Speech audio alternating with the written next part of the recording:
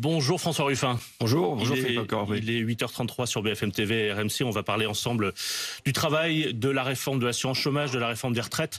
Mais d'abord, quelques questions d'actualité. Il y a un démantèlement en cours d'un camp de consommateurs de crack dans le nord de Paris, en fait à la limite de Pantin et Aubervilliers. Ça fait 1 an que les habitants de ces quartiers populaires attendaient cela. Il y a des centaines de consommateurs de crack. Certains sont malades, qui ont été laissés là pendant 1 an. Sans que la préfecture de police, la mairie de Paris ne trouve de solution. Qu'est-ce qu'il faut faire de ces consommateurs de crack aujourd'hui, maintenant que ce camp est démantelé ? La réponse est presque dans votre question, Monsieur Corbet, puisque à la fois, évidemment, on peut pas accepter qu'il y a un camp qui soit installé de cette manière-là, et on peut comprendre le démantèlement, mais quels soins derrière ? Quels soins il y a eu pendant 1 an ? Quels soins on a derrière ? Et quel accompagnement on a pour qu'il n'y ait pas à nouveau un camp qui se forme et qu'on aille vers une résolution de ce problème. Donc là, l'étape, elle est là, mais il y aurait déjà pu y avoir des soins depuis 1 an. Mais vous avez fait la question et la réponse. Non, mais il y a quand même des dizaines de milliers d'habitants de ces quartiers populaires de Pantin et Aubervilliers. Franchement, c'est des gens qui se lèvent tôt le matin, qui vont bosser, qui font des boulots que d'autres veulent pas faire, qui vraiment ont vécu une année difficile et qu'on a laissé, mais vraiment tout seul face à une situation difficile. Oui, alors moi je suis pas francilien, mais je vois comment des gens peuvent être dans d'autres quartiers ou dans d'autres campagnes laissés dans des situations difficiles durablement. Moi, ce que je dis toujours, j'étais, vous savez, pour un amendement vie ma vie quand je suis entré à l'Assemblée nationale. C'est-à-dire que le ministre de la Justice, il va passer un moment en prison. C'est pas une allusion à l'actualité récente, mais pour voir comment ça se passe. Le ministre de la Santé, il va à l'hôpital pour voir comment ça se passe et pour se mettre au travail. Là, je veux dire, il devrait y avoir un ministre qui va passer ne serait-ce que 24 heures dans ces conditions-là. Moi, je dis... On n'a pas vu beaucoup de candidats à la présidentielle aller. Certains s'y sont allés, mais pas tous. Non, vous voyez, moi, je suis désolé, mais je suis pas élu de Pantin. Donc, mais la circonscription... Mais en tout cas, ici comme ailleurs, on doit avoir un traitement on peut comprendre qu'il y ait la nécessité de la police dans ces situations-là, mais ça doit être doublé d'un traitement social, de traitement de soins, de qu'est-ce qu'on fait derrière, quoi. Alors, autre question d'actualité, ce qui s'est passé hier après-midi à l'Assemblée nationale, séance assez tendue, première séance de questions, ça a été tendu notamment après une question de la chef du groupe Renaissance, Aurore Berger, qui évoquait, sans le citer, votre collègue insoumis Adrien Quatennens. On l'écoute. Depuis plusieurs semaines, on loue la vertu de celui qui reconnaît des faits de violence conjugale. Depuis plusieurs semaines, on entend ceux qui parlent de leur affection pour un homme qui frappe sa femme. Depuis plusieurs semaines, on fait fi des règles élémentaires de l'état de droit.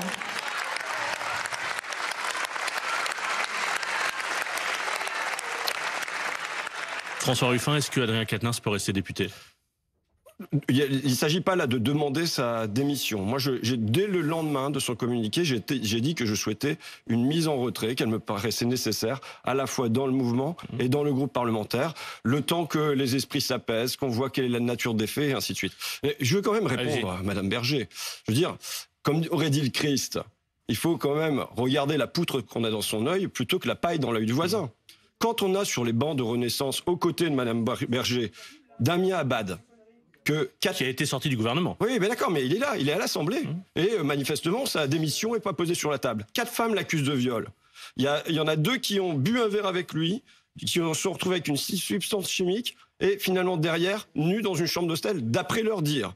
Et c'est sur une bande. Quand on a comme ministre Monsieur Darmanin, quand même, à un moment, des faveurs sexuelles... Qui a obtenu des non-lieux. Oui, il reste des faits. Des faveurs sexuelles, et en échange, qu'est-ce qu'il fait ? Il tente d'influencer la justice. Des faveurs sexuelles, et en échange, qu'est-ce qu'il fait ? Il trouve un logement, il trouve un emploi. Avec des messages qui sont parus dans la presse, très très insistants sur une femme qui s'est considérée comme violée, et qui lui dit « ne me contactez plus, oubliez mon numéro ». La justice a enquêté, et il y a eu des non-lieux dans les 2 affaires. Il y a eu des non-lieux. On peut revenir sur la distinction entre sanction et punition par la loi. Non. Monsieur Darmanin, que dit la psychologue qui observe de sa victime ? Elle dit qu'on est dans une situation de soumission et d'emprise, en état de choc avec des troubles dissociatifs. Vous voulez dire qu'il y a une hypocrisie d'Aurore Berger ? C'est pas une hypocrisie, c'est carrément 2 poids 2 mesures. Enfin, je le dis, il faut qu'elle regarde la poutre qui est dans son œil. Maintenant, il faut sortir de... il s'agit pas de se jeter des cas comme ça, tous azimuts. Mais quand même... C'est un peu ce que vous faites ce matin. Non, mais oui, attendez. Nous, Adrien, pour l'instant, il n'est pas sur les bancs. Et on a Monsieur Darmanin qui est sans difficulté. Maintenant, il faut distinguer 2 choses. Il faut distinguer la loi, le tribunal, Et il y a des sanctions qui peuvent être prises par des partis politiques, par des groupes. Oui, vous savez, il y a- si vous il y a piquez... quelque- il y a quelque chose de précis dans Henri Cadenas. Il ne s'agit pas d'attendre une éventuelle mise en examen ou condamnation. Il a lui-même avoué avoir frappé sa femme. Il siège aujourd'hui, même s'il ne vient pas physiquement, mais il est dans votre groupe insoumis. Et vous savez ce que les gens qui nous écoutent pensent? Comment peut-il se mettre en retrait et continuer à être payé comme député si moi, j'avoue que j'ai tapé ma femme, je peux pas me mettre en retrait de mon entreprise, et si je me mets en retrait de mon entreprise, je vais pas toucher ma rémunération. Bon, eh ben, c'est un autre problème, mais je Ouais, mais viens c'est aussi à ça, c'est aussi la question. Disons quand même que avec Adrien Quatennens, on a un homme qui n'est pas devenu député pour faire de l'argent, mais par conviction qui devait défendre l'intérêt des gens dans le pays. Ensuite, si on dit demain, il y a une part de sa rémunération qui décide de se garder le salaire moyen d'un Français et que au-dessus, eh ben, c'est donné à des associations et ainsi de suite, ça peut être une mesure qui complète. Mais enfin, le cœur du sujet, pas celui-là. Le cœur du sujet aujourd'hui, ce que je veux poser, moi, je pense qu'il nous faut une charte nationale. Il nous faut une charte nationale parce que vous savez, c'est pas seulement les partis, c'est les syndicats, c'est les associations, c'est les entreprises, qui fait que quand il y a un cas qui se produit comme ça, l'agresseur ou la personne qui est mise en cause, eh bien, elle se retrouve pas à continuer à être là entre les murs, mais que ça soit pas des mesures qui soient comment prises. ça se passe dans l'entreprise. S'il y a une sanction qui est prise contre un employé qui en raison de violence, non seulement il est mis en retrait, mais il est suspendu, il ne touche pas sa rémunération et il est limogé. Oui, d'accord, mais non, ça dépend. Derrière, il peut y avoir un retour dans l'entreprise, ainsi de suite. Mais ce que je veux dire, c'est qu'il y a un temps pour les sanctions internes, mais ça doit être cadré juridiquement. Et ça doit être cadré. C'est trop flou aujourd'hui. Ben oui, c'est chacun qui fait sa sauce dans son coin. BFM fait à sa sauce, les Verts font à leur sauce, les Républicains font à leur sauce. Enfin voilà, chacun fait à sa sauce. Non, il doit y avoir une charte nationale de bonne conduite de qu'est-ce qu'on fait, qu'est-ce que ça veut dire une violence. Parce que là, on est sur un sujet où on a quelques noms qui ressortent, mais en vérité, c'est toutes les entreprises. On a un fait social qui émerge parce qu'il a été. Vous savez, moi, c'est dans des usines où j'allais et des ouvrières me racontaient comment elles étaient convoquées par le contremaître et comment ça se passait dans le bureau du contremaître, comment elles acceptaient ou comment elles acceptaient pas, mais comment il y avait une pression qui était mise sur des jeunes femmes qui rentraient dans l'usine. Probablement pas que le contremaître puisse revenir travailler quelques mois plus tard. Oui, mais pour l'instant, ce qui s'est passé en vérité bien souvent, c'est que le contremaître, il a continué à travailler pendant des décennies dans l'entreprise. C'est ça qui se passe. Donc aujourd'hui, quel est le chemin? Il faut poser un cadre national, une charte nationale où on sait comment ça doit se passer et où les femmes ont la garantie d'une protection et où les personnes mises en cause ont la garantie de pouvoir échanger aussi. Alors après l'extrait qu'on a diffusé d'Aurore Berger, il y a eu plusieurs minutes d'agitation dans l'hémicycle, vous y étiez, notamment Daniel Obono a été sanctionné pour un rappel à l'ordre. Enfin bref, vraiment l'image était assez terrible. Et quand vous voyez ça, en fait, je pensais à une étude qui a été publiée hier dans Le Monde, une étude Ipsos menée sur 12 000 personnes pour la Fondation Jean Jaurès. Les Français très sévères sur la stratégie d'opposition de LFI. 53% des Français trouvent la forme d'opposition des Insoumis trop radicale. C'est 20 points de plus que le RN. 59% des Français estiment que LFI attise la violence. 57% des Français jugent LFI dangereuse. Et en fait, LFI est jugé plus sévèrement que le Rassemblement national. Quand vous voyez ça, vous dites pas alerte, attention, on est en train de crédibiliser ou d'aider le RN à se crédibiliser. Bon, des alertes, il se trouve que moi, pour ma part, ça fait quelque temps que j'en lance sur comment on doit mener la bagarre face au Rassemblement national. Notamment dans un livre dont on va parler. Maintenant, je veux pas surjouer ce qui se passe à l'Assemblée nationale. C'est pas comme si les Français ils avaient leur œil rivé. Là, on en cause depuis 11 minutes, mais au fond, la vie ordinaire des Français... Pas tout à fait 11 minutes, mais on va passer à autre chose. La vie ordinaire des Français, elle n'est pas concernée par ça. Les questions, ce qui se pose, c'est est-ce que mon train, il va finir par être à l'heure un jour? Est-ce que je vais avoir de l'essence à mettre dans ma voiture? Est-ce que je vais pouvoir remplir mon assiette sans me restreindre? Puisqu'aujourd'hui, c'est un quart des Français qui n'ont pas de quoi mettre dans leur assiette. Donc, en revanche, il faut quand même dire que l'Assemblée nationale doit être un lieu où apparaît de la conflictualité, exprimée d'une manière ou d'une autre, mais apparaît de la conflictualité. Pourquoi? Mais pas les insultes. Non, non. Mais pourquoi de la conflictualité? Parce qu'on est une société qui est traversée par des conflits. Le rôle de la démocratie, c'est d'institutionnaliser, de verbaliser, de mettre en scène le conflit pour qu'il se passe de manière non violente, de manière avec des mots et non pas avec des gestes, mais qu'il y ait des lieux de représentation, d'incarnation des conflits qui traversent la société. Et l'Assemblée est un lieu pour ça. Donc je ne voudrais pas qu'on, sous prétexte qu'il peut y avoir des excès, on se dise « Ah ben non, mais il faut une chambre au consensus ». Non, c'est pas ça. Il faut incarner une franche opposition à Macron et à son monde. Donc ça, il n'y a pas de doute là-dessus. Justement, Emmanuel Macron, son secrétaire général de l'Élysée, donc son bras droit, droit, certains le décrivent comme son deuxième cerveau, Alexis Kohler est mis en examen pour prise illégale d'intérêt dans l'enquête sur ses liens avec l'armateur MSC, en fait, qui appartient au cousin de sa mère. Sur ce plateau, hier matin, au micro d'Apolline de Malherbe, Marine Le Pen a dénoncé le pantouflage.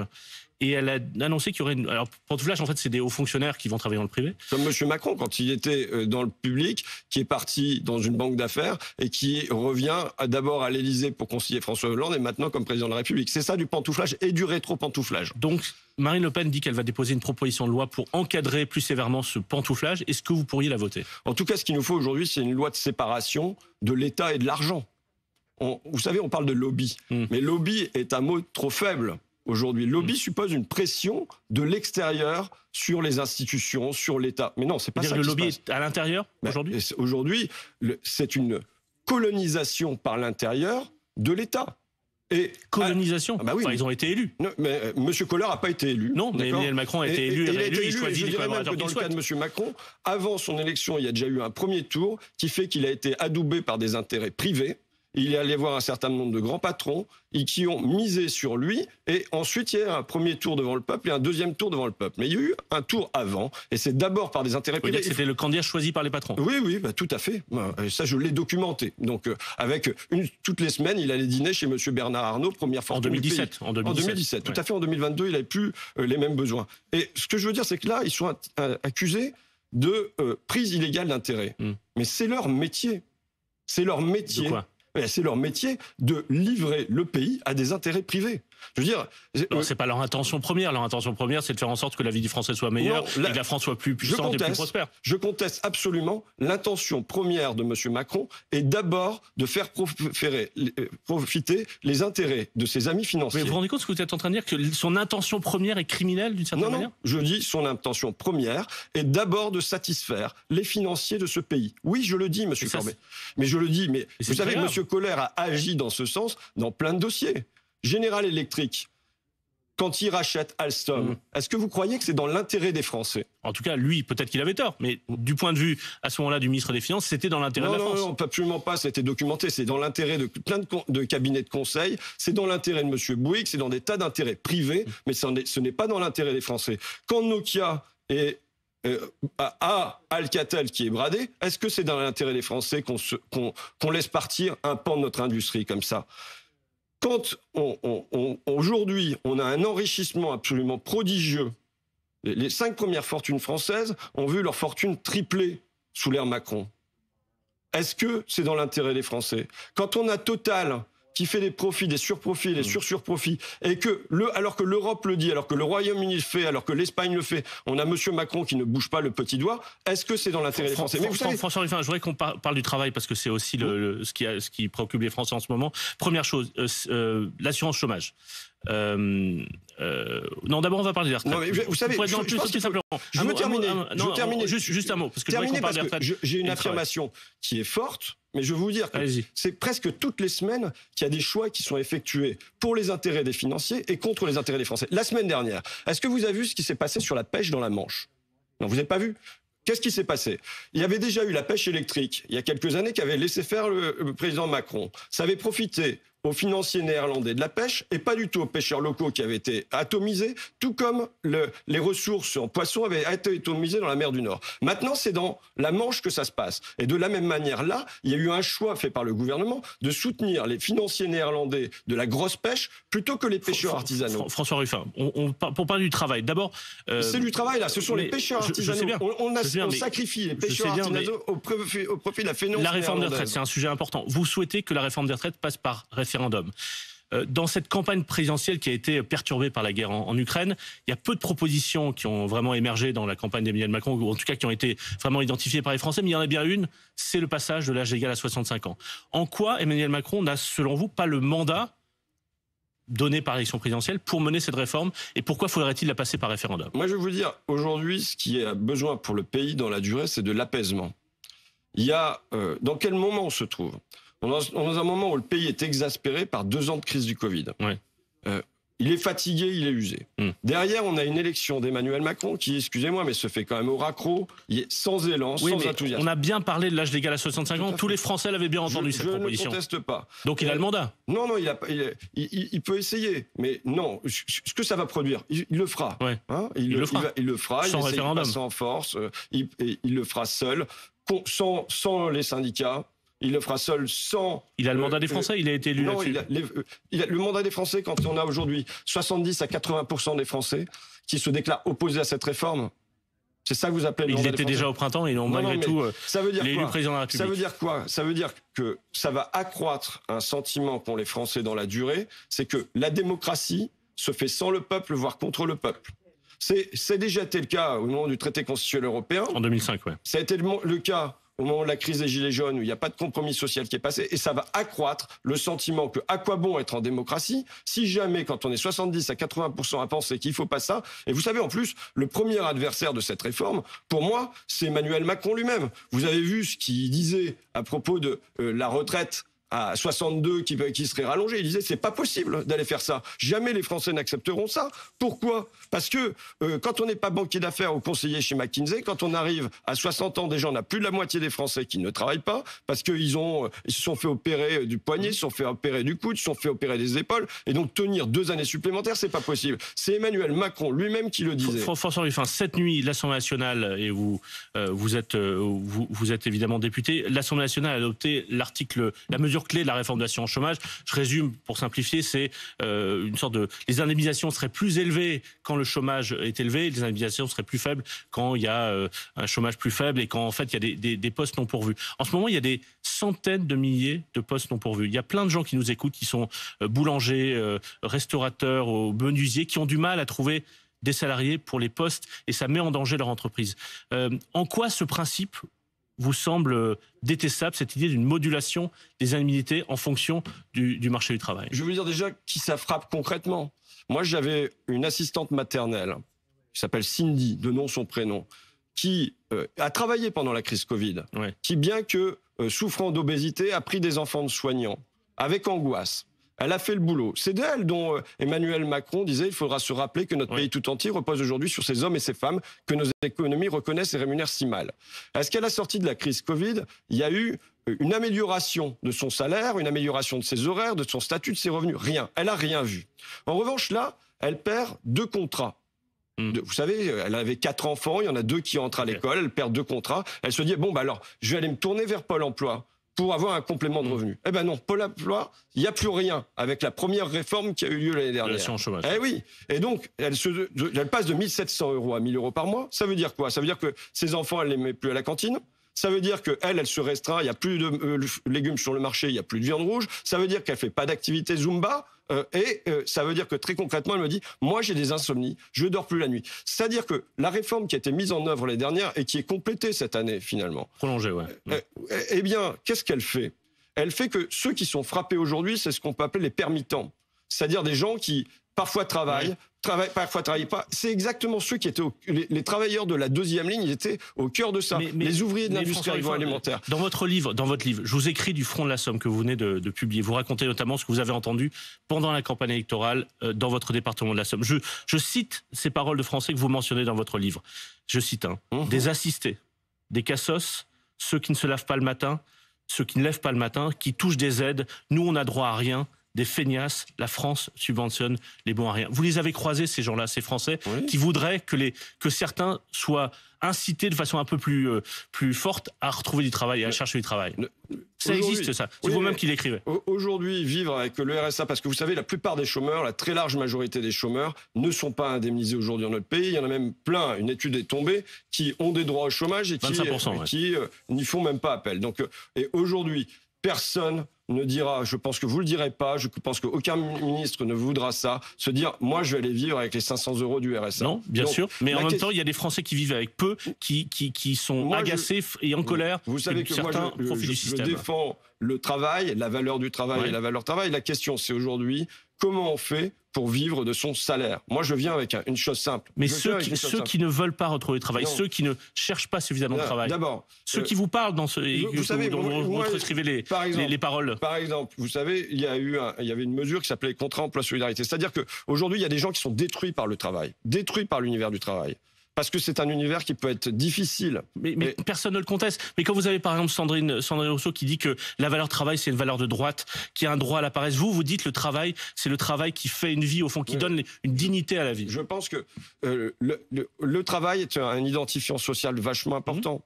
Que on se réalise en réalisant, c'est comme ça qu'on s'émancipe. Et donc, moi, je suis partisan aujourd'hui de Roosevelt 1942, c'est-à-dire voilà, on met toute notre énergie, tous nos capitaux, tout notre savoir-faire au service d'une cause aujourd'hui qui est l'économie claire climatique. Et là-dedans, il n'y a pas une paire de bras, il n'y a pas un cerveau qui doit ne pas être indispensable. Maintenant, ça veut dire quoi? Ça veut dire que on donne une fierté du travail et c'est pas quelque chose parce que le travail il est maltraité depuis 40 ans. Il est maltraité par des gens qui délocalisent à l'autre bout du pays, il est maltraité du monde, il est maltraité par le salaire d'un enseignant, c'était 2,3 fois le SMIC en 1980. Aujourd'hui, c'est 1,2 fois le SMIC. Donc aujourd'hui, on a une maltraitance du travail et pourquoi aujourd'hui, c'était votre question initiale, les postes ne sont pas pourvus. Il y a des études du ministère de la DARES, donc du ministère du Travail et des Affaires sociales qui montrent très bien qu'à 80%, il y a des gens qui sont pas formés. Donc il y a une question de formation. Si vous voulez demain faire de la rénovation thermique, parce qu'on a besoin de rénover des centaines de milliers de bâtiments, ça veut dire qu'il faut des centaines de milliers de personnes. Aujourd'hui, est-ce qu'on les forme? On ne les forme pas. François Ruffin, député de la Somme, député insoumis, était sur BFM TV RMC ce matin. Il est 8h presque 54. Merci. Bonne journée.